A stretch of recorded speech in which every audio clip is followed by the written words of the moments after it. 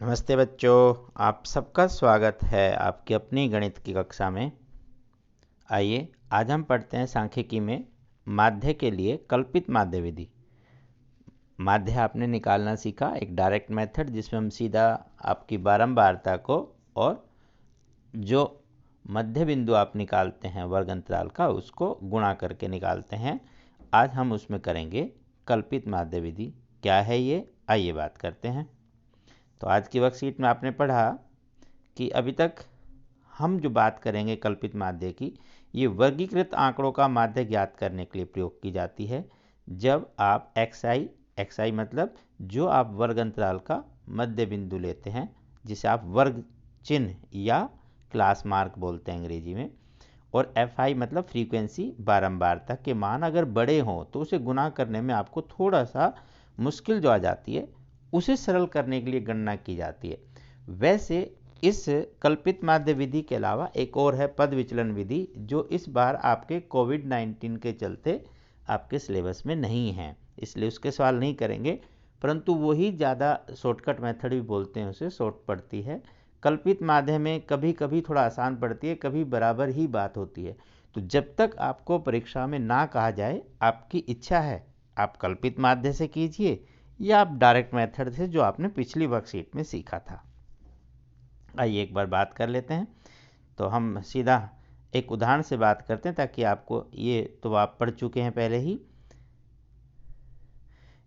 क्या करते हैं इसमें, ये थ्योरी भी नहीं पढ़ते, अभी सीधा सवाल से समझते हैं, फिर हम इसे करते हैं।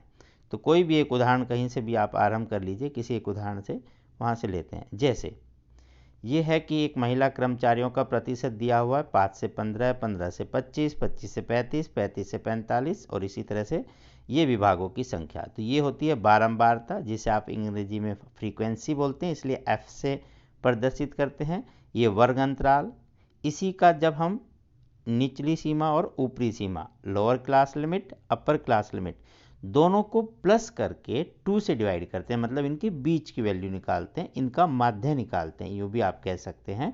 उसको हम बोलते हैं वर्ग चिन्ह, क्लास मार्क, जिसे हम x से प्रदर्शित करते हैं। छोटा सा आई उसे लगाते हैं बताने के लिए कि 1 2 3 4 जितने भी उसके मान है वो सब निकालें, जैसे पिछली क्लास में भी आपने किया। तो सिर्फ ये आपके ऐसे कैसे आपने टेबल लिखी क्लास इंटरवल की, उसके बाद फ्रीक्वेंसी बारंबारता, ये सवाल में दी हुई है। तो ये आपके 2 कॉलम, ये वाला और ये एज इट इज आपने लिख दिए। अब आपका काम आरंभ होता है। आप पहले वर्ग चिन्ह करते हैं जैसे पिछली बार भी किया, तो इनके बीच मतलब इन दोनों को जोड़ के उसका आधा, तो ये कितना हुआ 15 जमा 5 20, 20 का आधा 10। इसी तरह से ये हुआ 40, 40 का आधा 20। आप चाहें तो सब ना भी देखें यदि ये बराबर बराबर अंतराल में है, बट ध्यान रखिएगा कभी कभी गलत करवाने के लिए बीच में चेंज भी हो सकता है, लेकिन अगर नहीं है तब आप इसे आराम से उसी अंतर से बढ़ाते हुए लिख सकते हैं कि 10 20 30 40 50 60 70। अब चेक करेंगे तो इन दोनों का जोड़कर आधा यही बनता है। तो ये हुआ हमारा x। तो अब तक आपने सीखा था कि सीधा f और x को हम मल्टीप्लाई कर रहे थे, पिछली वर्कशीट में जो आपने सीखा वो हमारा डायरेक्ट मेथड था। आपको वो आसान लगता है, जैसे इस सवाल में तो आप उससे भी करेंगे तो भी कोई खास फर्क नहीं पड़ने वाला, आपको उतना ही आसान पड़ेगा। लेकिन अभी जो आज हम बात करेंगे कल्पित माध्य, कल्पित माध्य मतलब हमारी कल्पना का माध्य हमने मान लिया। अब माध्य हम क्या करते हैं, इनमें से किसी एक को माध्य मान लेते हैं। जरूरी नहीं है कि आप किसी मध्य वाली को बीच वाली को माने, सुविधा के लिए ऐसा कर लेते हैं ताकि ज़्यादा ना जमा का मिले ना घटा का। अदरवाइज आप इसको भी माने, इसको माने, इस किसी को भी ए माने, आपका उत्तर सदैव एक समान ही रहता है। या आप अभ्यास के लिए अलग अलग कल्पित माध्य निकालकर प्रैक्टिस में देख भी सकते हैं। तो यहाँ हमने कोई भी आइडियल एक सिचुएशन है कि हम बीच की वैल्यू ले लेते हैं। अगर ये सम संख्या तो आप ये भी ले सकते हैं, ये भी, कोई भी, इसमें कोई ऐसा नियम नहीं है कि आपको ये नहीं लेना, जो आपका मन करे वो आप ले सकते हैं।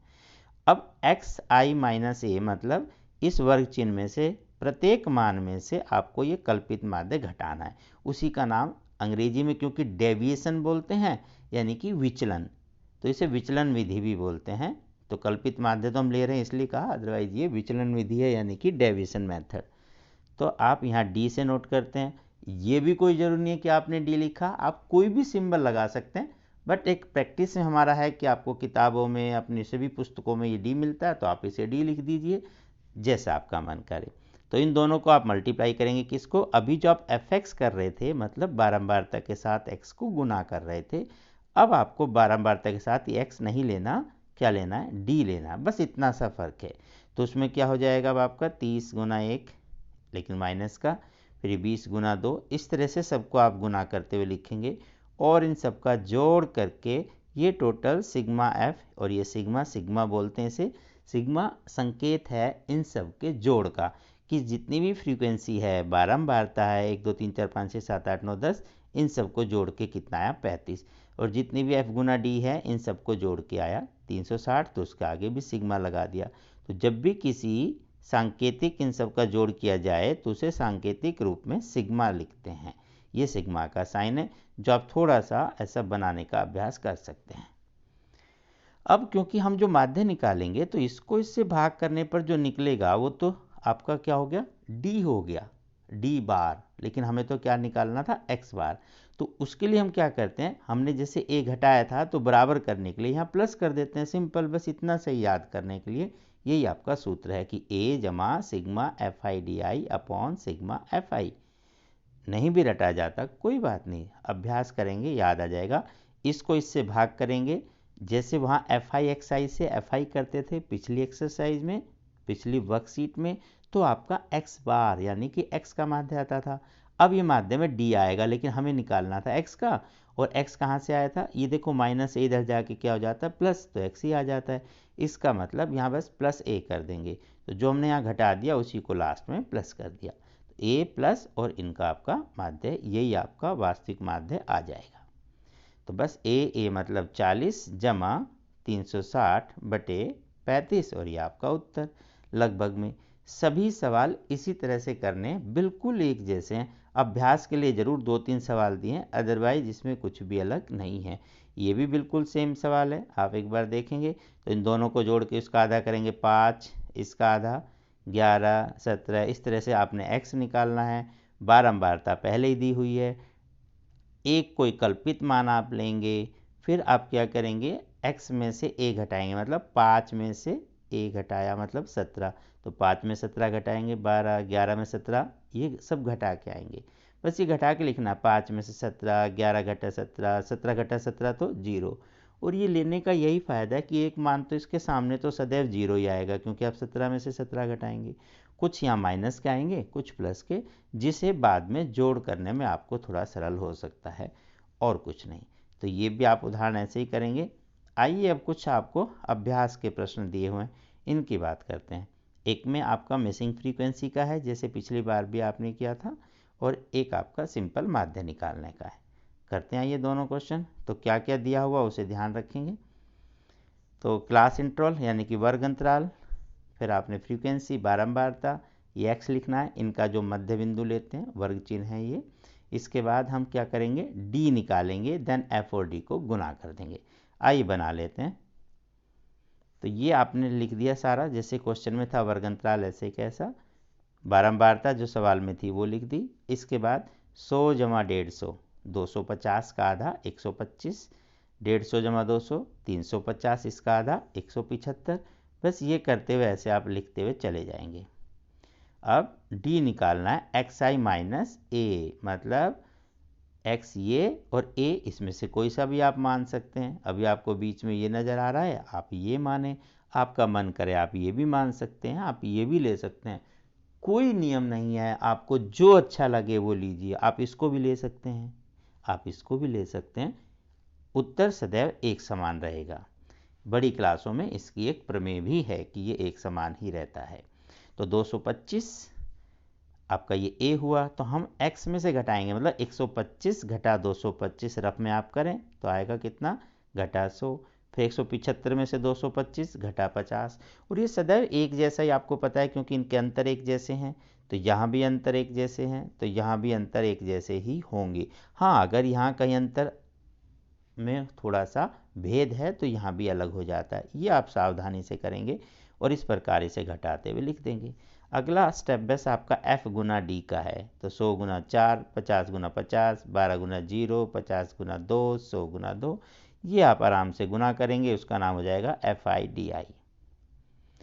अब इसे टोटल करेंगे। टोटल करने का आसान ये है, एक तो आपने ये टोटल करना है एफ, यानी कि सिग्मा एफ हो जाएगा फ्रीक्वेंसी का टोटल, एक ये टोटल करना है।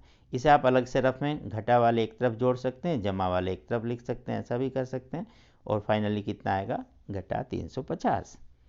अब आपको क्या करना है, सिंपल माध्य का फॉर्मूला ए जो यहाँ घटाया था वो प्लस करेंगे और इस टोटल को इस टोटल से ही डिवाइड करते हैं, वही आपका माध्य है। तो ये माध्य यहाँ डी बार के रूप में है, एक्स बार निकालना है, माध्य निकालना है, इसलिए हम क्या करते हैं ए प्लस कर देते हैं।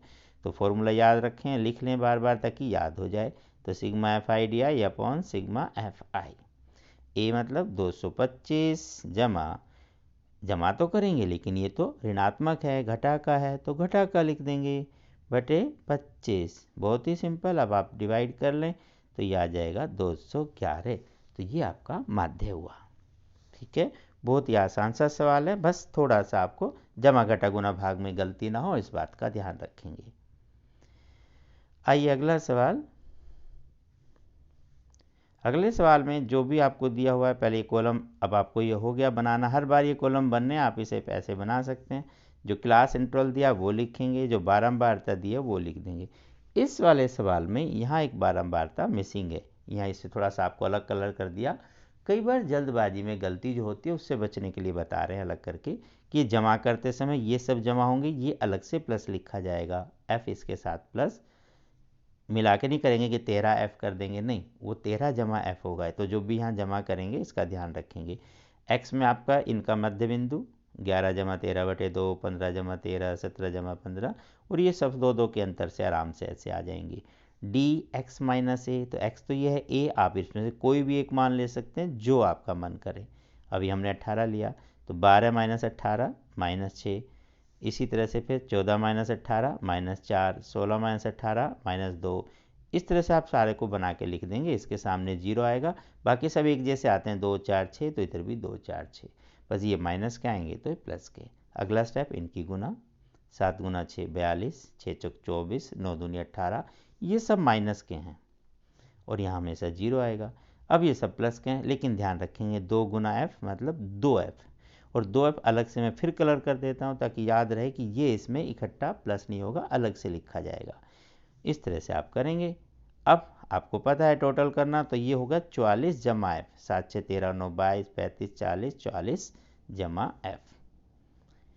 और इनको भी आप ऐसे प्लस करें, 24 से 24 कैंसिल हो गया, यहाँ से 20 घटाएंगे, 2 यहाँ, ऐसे जैसे भी आप आराम से करें तो ये आ जाएगा आपका 2F है, साथ में ये 2F तो है प्लस का, लेकिन यहाँ से जो 2 बचा ये मिलके आपका बन गया -40। ठीक है, आप इससे जमा घटा अलग अलग कैसे भी कर सकते हैं। 24 तो कट ही गया था, बाकी कुछ नहीं, 42 50 10 60, 60 में से 20 गया 40, लेकिन यहाँ माइनस का हो जाएगा बस। तो इस टोटल को इस टोटल से भाग करेंगे, और एक्स्ट्रा क्या काम सीखा इस क्लास में, जो यहाँ माइनस कर रहे थे आसान बनाने के लिए, उसे लास्ट में प्लस करना है। तो ये आपका formula A plus sigma F I D I upon sigma F, ये आपका माध्य यानी कि एक्स बार है। तो 18, यहाँ सवाल में माध्य दिया हुआ है, आपने जैसे सवाल देखा तो सवाल में माध्य दिया हुआ है, वहाँ से लिखा, ये क्वेश्चन में दिया है, हम नहीं कर रहे अपनी मर्जी से, यहाँ दिया हुआ है कि माध्य 18 रुपये है, तो आपको ये f बताना है। ठीक है, तो यहाँ से हमने किया, तो माध्य 18 हमारा, ये संयोग की बात है कि a भी 18 आ गया, जरूरी नहीं है, आप हो सकता है यहाँ पर a ये लेते तो यहाँ 20 आ जाता, फिर यहाँ कुछ और होता है, ऐसे बदल सकते हैं। और यहाँ है 2F माइनस 40 बटे 44 जमा एफ, 18 को इधर लाएंगे, घटा करेंगे तो क्या हो जाएगा 0, ये ऐसे कैसा लिखें। अभी जब आप यहाँ 0 लिखेंगे तो ये इधर जाकर गुना होगा, तो 0 गुना समथिंग सब 0 हो जाएगा, सिर्फ बचेगा ये -40 को इधर ले आए, प्लस का 40 हो जाएगा। अब 2 से यहाँ भाग करेंगे, 40 को 2 से भाग करेंगे तो 20, तो 20 बराबर f लिखें या f बराबर 20 लिखें, एक ही बात है। जो आपको करने में आसान और सरल लगे वैसे आप कीजिएगा। बस ये आसान सी एक्सरसाइज थी, आप इसे अच्छे से करते रहें, रखें अपना ध्यान, हाथों को बार बार धोएं, मास्क का प्रयोग करें, सेहत को बचा के रखें, एक दूसरे से दूरी बनाए रखें, बच के रहें, इसी में भलाई है। तो स्वस्थ रहें, प्रसन्न रहें, फिर मिलते हैं अगली क्लास में, तब तक नमस्ते।